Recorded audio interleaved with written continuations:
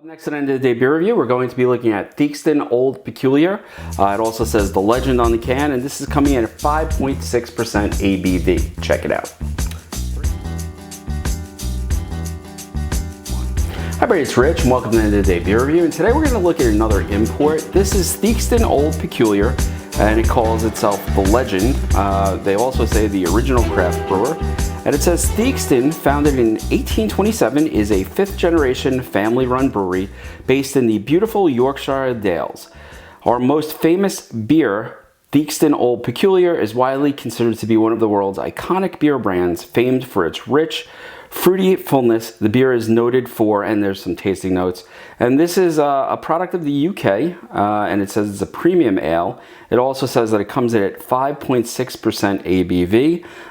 So I'm sort of interested in this. I haven't tried this before. I know it says it's the Legend, but quite honestly, until I saw it on the shelf, I think I saw this on Total Wines actually, and it says best used by 10/31/2024. So, you know, I don't know when exactly it was brewed. Doesn't say that on the can. Let's crack it open and see what it's like. No notable aroma coming out of the can right off the bat. I'll give it a pour using my trusty Guinness glass. And it's pouring, you know, I want to say a reddish brown. This is an interesting color actually. I know I've used the word chestnut in the past. It's not quite that. This is a really interesting sort of reddish brown that this is coming, and it pours quite nicely into the imperial pint glass. I'm getting some maltiness, but I'm also getting some really, really subtle fruit flavor. Not fruit flavor, I'm sorry, fruit aroma.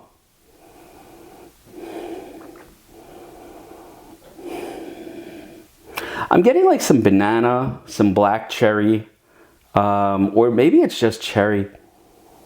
It's sort of hard to figure out.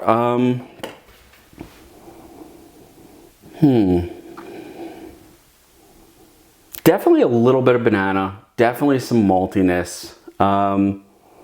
There is like a vague cherry aroma in there. I don't know what the cherry is that I'm getting. It is a dark ale, dark brown. It was about I don't know, maybe a pinky of head. It's 5.6, so it does cling to that glass, but you know, I don't see any significant, you know, legs, and actually more carbonation than I expected. Most important thing, let's see how it tastes.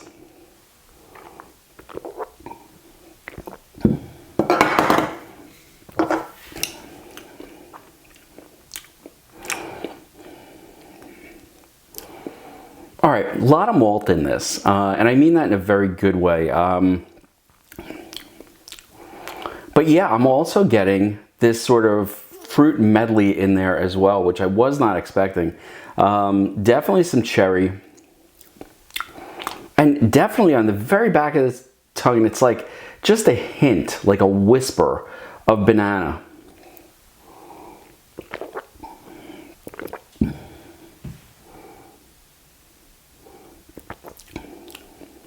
Oh, this is nice. This is a very easy drinking beer. Like I could easily finish this off during this review. The carbonation is very nice. It's actually the carbonation that's making those subtle flavors come out on the back of the tongue. So like as you're drinking it and the carbonation hits the back of your tongue, you're sort of getting those hints of the fruit flavor. Now it's not a fruit beer. I'm not getting that. These are very, very subtle notes of that cherry and that banana. The thing that's on top is really that good sort of maltiness and just a hint of bitterness as well that make this fit really nicely into, you know, a sweet spot for me. I really like this.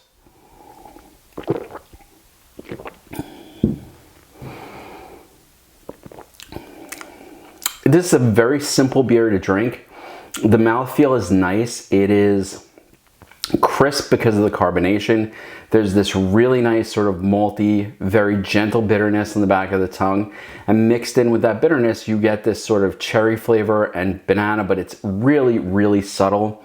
I have a feeling that if you were to drink this really fast, which you could, because it is an easy drinking, sort of crisp, refreshing type of beer that you would miss some of those subtle fruit notes. But this is so nice. You know, it says on the can that it's been being produced, or this brewery has been around since, what is it, 1827. I have to tell you, I can understand why it would last this long. This is a very, very nice, easy drinking beer. It says 1741 seal of the official of the Peculier of Masham, which I don't know what that means. I wish I had actually done a little bit of research on this. I know it's sort of hard to see sometimes the graphics on the can because of the lights, but this is a really, really nice, subtle English beer. It reminds me of the beers I've had in the few pubs that I've gone to when I was in London. You know, very easy to drink, relatively mild in flavor, but, you know, and simple flavors, but good flavors. So you're getting that maltiness, you're getting that bitterness, you're getting that banana, you're getting that cherry, and it's just subtle enough to bring it up together into its own flavor. And, you know, it is a little, I hate to pun the can, but it is a little peculiar, but my God, it is really, really good. This is definitely an import that I'm going to look for again. And if it's available in your area, I would definitely check it out. Again, this is Theakston Old Peculier, the legend. This is the original craft brewer, it says. And it is brewed by, it says brewed by T&R Theakston Ltd, the brewery in Masham, North Yorkshire.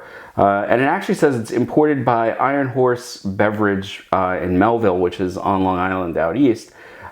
This is a very nice ale that I highly recommend picking up if you're looking for an easy drinking, you know, mild 5.6% ABV type of beer that you can just sit back and enjoy. Would I drink many of these? I think because of the low ABV, there's no burn, there's no real alcohol feel to this at all. This could be an easy drinking beer any time of the night. You know, you could have this with dinner, you could have this after dinner.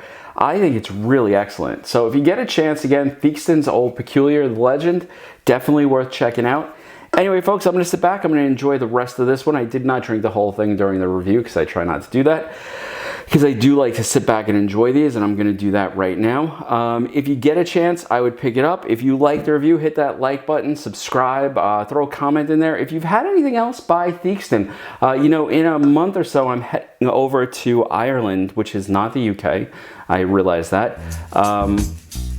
And I want to try out a bunch of the Irish beers, but I'll tell you, the closer I get to England, the more I'm going to look for this, in the hope that I'll get a can that has not had to go through travel and all of that. Or, God, if I could find this on tap, I would actually really try this out. Anyway, folks, thanks for joining me for the review, and I'll see you next time on another day beer review. Cheers.